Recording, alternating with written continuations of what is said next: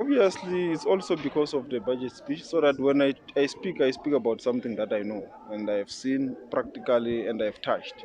But also, it gives me an opportunity to do evidence based policy decision making and planning for the future, because as you have seen where it comes from in Boxback, it's clear we need long term plans.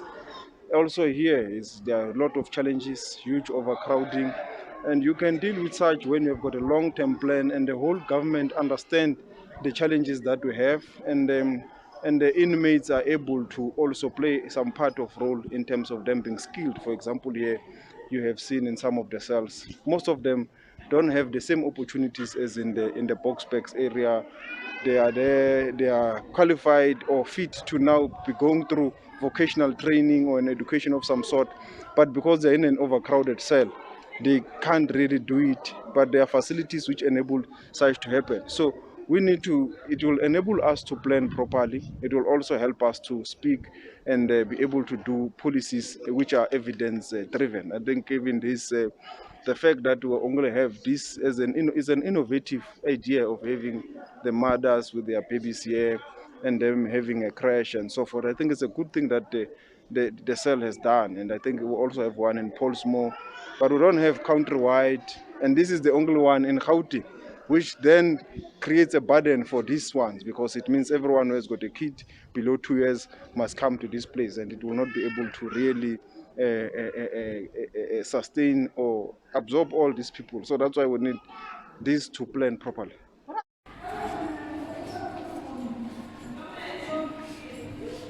The fact that when it's overcrowded, it also affects the structure itself, and we've gone underground to see it has got difficulties in terms of standing, dripping water, because it's supposed to take about 2,000 something. It is now having 4,000 something. It's almost the double the number.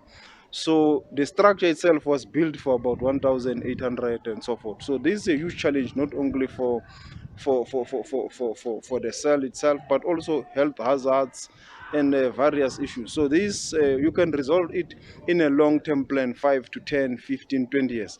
So we need to now begin to say what should be the plan, what should be the master plan for correctional service countrywide, so that as we move forward with our, as you will know, there was an introduction of the minimum sentence. I can't remember the years, but some years back.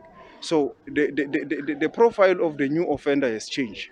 In the past, it was people who were coming in for 2 years, 3 years, but because of the minimum sentence, the number of offenders who are here on minimum sentences of 15 years or higher is becoming higher. So it means we also have to have a parallel plan that enables us, as when we convict people, we have got the facilities that will cater for the needs. With overcrowding, it's not an easy issue. It's something which you need a long-term plan. And that's why we'll have to look into a master plan for the whole department countrywide, because if you look into this area, Gauteng, the population is growing at a rapid rate. It's almost 8 million. Even society itself is not ready for the growing population of Gauteng. So that rapid growth, it has to be matched by our own facilities. And then we have got challenges in terms of building of our facilities, because when you build, it's a long-term plan. We are only going to open one facility in Zanini this year.